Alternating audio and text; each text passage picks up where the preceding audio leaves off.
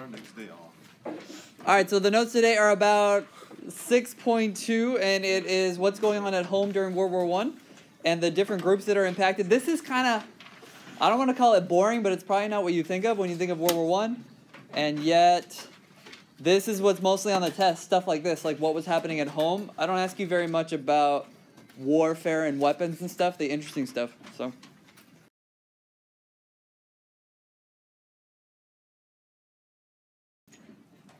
All right, so the main thing you're going to look for today is how did different groups contribute at home, like women, African Americans, I think, and Mexican Americans. And the big idea today is a lack of labor, like people to work, because of the draft, created a lot of job openings and new opportunities for women and minorities.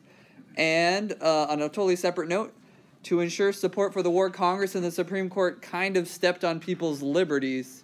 We'll look at that.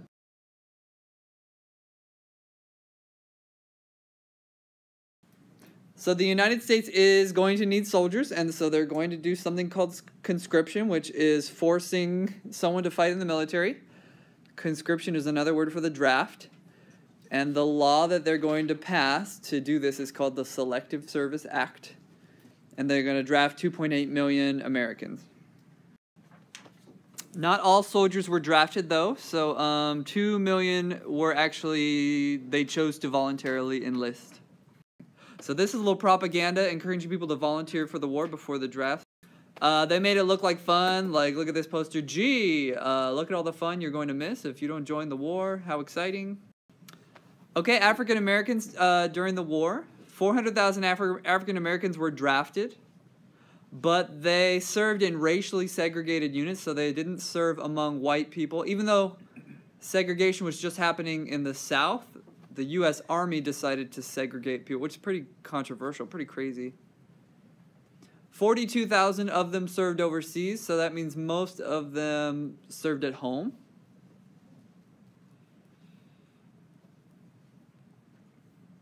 But their bravery was equal to anybody else, and they earned medals from their commanders. But the biggest impact that African Americans had on the war was actually at home in America, so we'll look at that. So this little note's kind of crazy. This was actually flown in airplanes by like German planes would fly and drop thousands of these little notes where the African Americans were fighting. Check out the note, it's kind of interesting. Hello boys, what are you doing over here? You're fighting the Germans? Why are you fighting us? We never did you any harm. Not like those white folk back in America that treat you all racist and they're bad to you. Germany's like better than that, and we're not mean, and you should stop fighting us. It's kind of interesting. It's also, on one hand, it's like Germany being manipulative. On the other hand, everything they're saying is kind of accurate. Back in America, America's rotten to you. Why are you fighting for a country that's being racist to you? It's kind of interesting that they dropped a bunch of these pamphlets on African American trenches.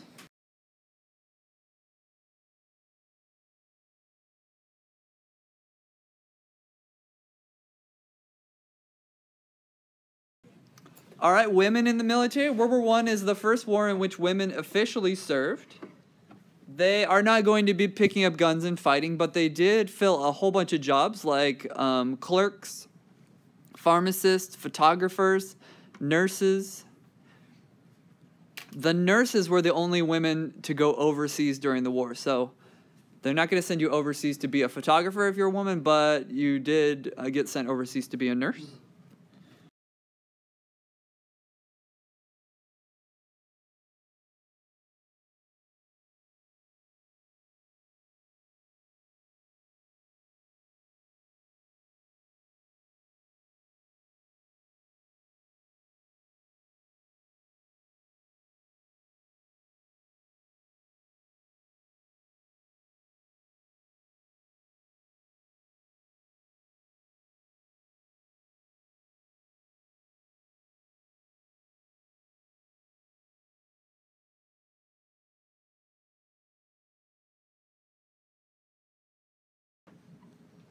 Okay, so at home, The war, this is what we would call a total war. World War I and World War II were total wars. That means that everybody's life was impacted by the war, and certain items you couldn't buy anymore, like certain metals and things, because everything was being used for the war.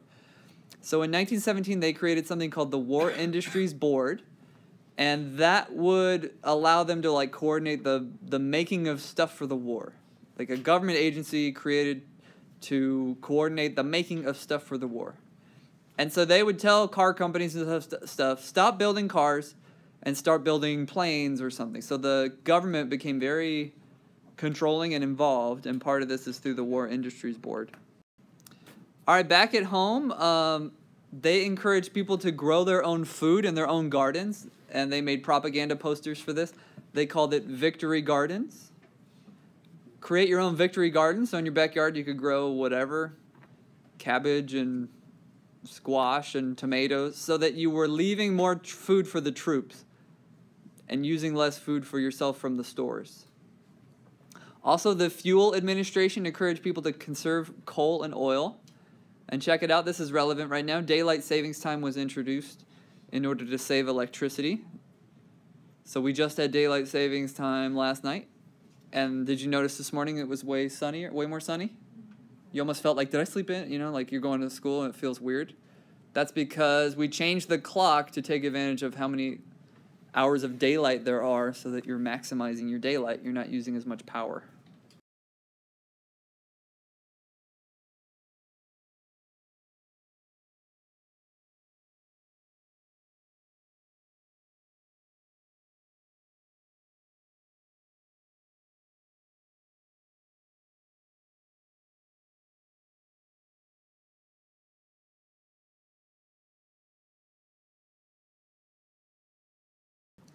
Okay, how is America going to pay for the war? Back in the day, we don't do this very much today, but they did something called selling war bonds. Did you learn about war bonds in 10th grade? Okay. A war bond is like you giving the government a loan. So basically you pay like $500 and you get a little piece of paper from the government that says, we'll pay you back like in 5 years. And you gave us $500 now, so we'll give you like $520 in 5 years. Is it a good deal to get $20 5 years later? Not really. So it's not like people were loaning the money like, oh, I'm going to get rich. Why were people loaning the money then? Just, yeah, to show patriotism, to be supportive.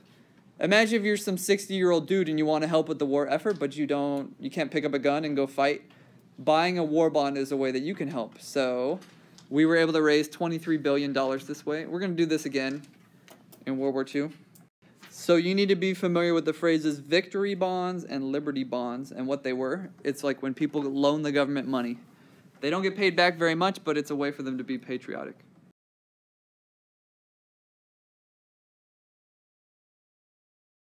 There's some more posters. Beat back the Hun with a liberty bond and back him up with a victory bond.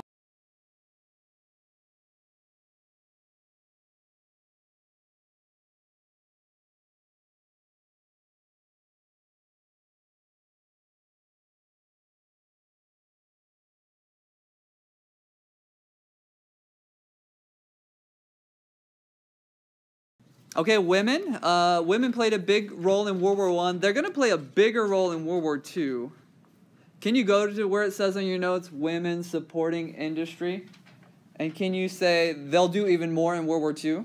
So they do a lot in World War I. They do even more in World War II. So women that never really worked before, the husband had always just worked and the woman stayed home. Women took positions at places where their husband used to work, like manufacturing and railroads and shipping. And so they filled in for their husbands kind of temporarily while the war was going on. When the war ends, though, you should kind of underline women will return to whatever they did before, or they will go back home. So this is not like a step forward in equality, because women are just expected, when the husband comes back, you need to quit your job and go back to the way things were. It's not until World War II where the men come back and the women are like, I kind of liked working. I kind of like equality rather than staying home. But not right now. Now they are going to go back home.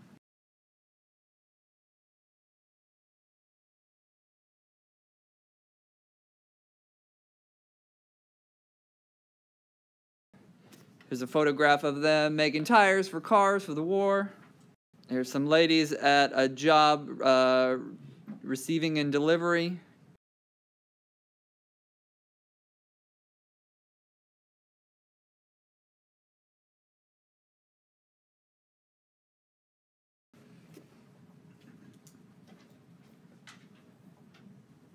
Okay, so the war stopped the flow of immigrants coming into the United States, and that allowed African Americans to fill in a whole bunch of jobs. And they're going to do this by migrating. So a lot of African Americans live in the South, and they're going to move up to the North where all the industries are. What's the state where they build all the cars and stuff? Michigan or Ohio? Yeah, Michigan or Ohio. Detroit is in Michigan. So a whole bunch of African Americans from the South are going to move to the North. And this is called the Great Migration. It's all over our test, so I would highlight or circle the words Great Migration. It's the idea of African Americans moving from the South to the North. And so I would say African Americans' biggest impact in the war was in factories, building stuff, moving to the North and building supplies for the war.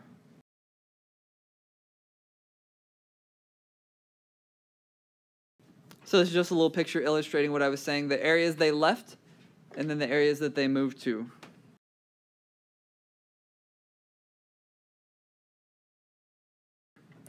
This is a picture of the train station in the South, people leaving, heading up north. Here's a picture of people loading up their cars so they can move north. Boop.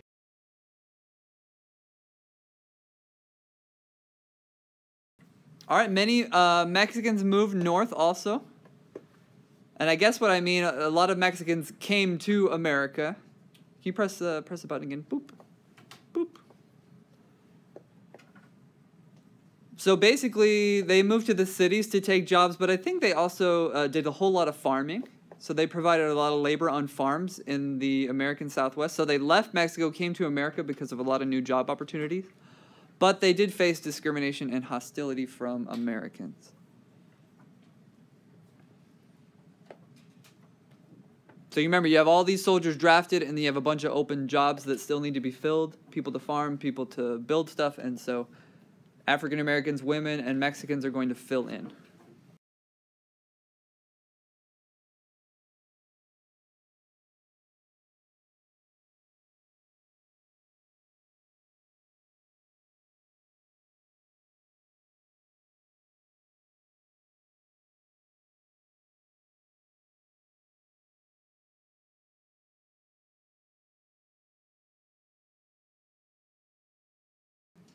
Okay, we're coming near the end here. Let's talk about back at home and like limits on free speech. So they created something called the Committee on Public Information, and this was an agency that was set up to create like pro-war propaganda because they had to convince America that this was a war worth fighting. Some people were not in favor of the war, so they had to really like advertise it as something that we needed to do.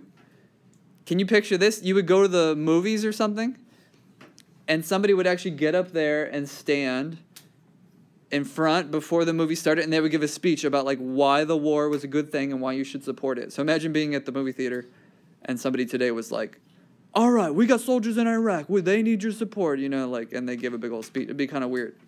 But that's what people did back then to try to convince you the war was a good idea.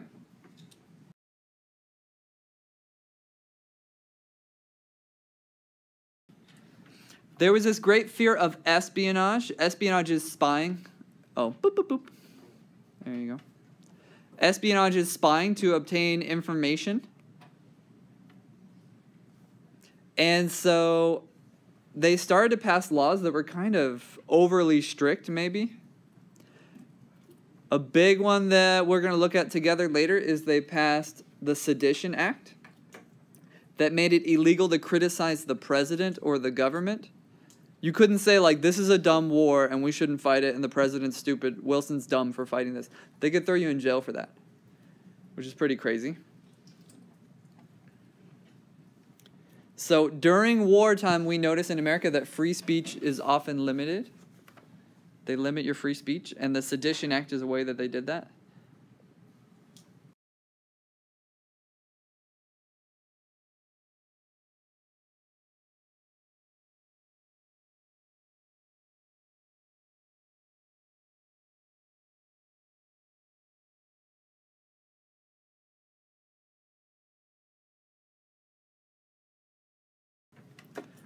All right, so a lot of people were suspicious of each other, and they were suspicious of anybody that had German ancestry, anybody that was German or had German roots, and this led to some anti-German feelings. I know the other day we learned they banned Beethoven, and they called hamburgers. What did they call hamburgers? I don't think it was that, was it? What was it? Liberties steak? Something like that? Yeah. They took away German classes in college and stuff. So anybody appearing disloyal came under attack. And it was easy to kind of single out German people. In my AP government class, we talk about this case, Schenck versus the United States. It was a Supreme Court case. This guy was giving out pamphlets that were like, don't join the draft is evil. You know, you shouldn't be fighting for this country. And then he went to jail because of that Sedition Act. And then he's like, I shouldn't be in jail. And the case went to the Supreme Court. So they listened to his side of the story. Should he be in jail? Should he not? They decided he should be in jail. Because if the words that you are saying out loud are clear and present danger to other people, then you don't have free speech. So what's an example of free speech that you don't have today? Oh, cyberbullying. Okay, cyberbullying is being dangerous to someone else. Ryan, what'd you say?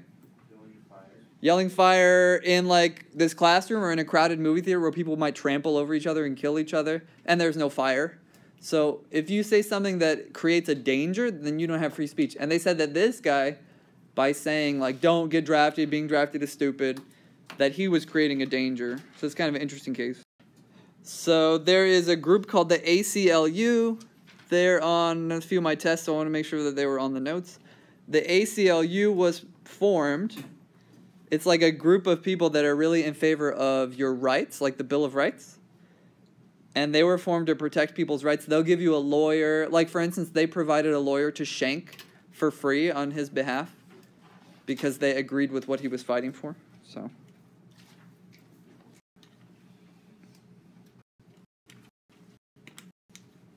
Okay, so go down to your summary and tell me, for your summary, tell me about 3 groups at home and how they help with the war effort.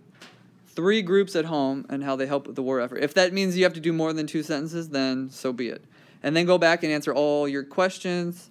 We still have 15, 16 minutes till the bell rings, so I think we can get this stamped and we can get our study guide stamped, and that means we've almost stamped every single thing in our notebook.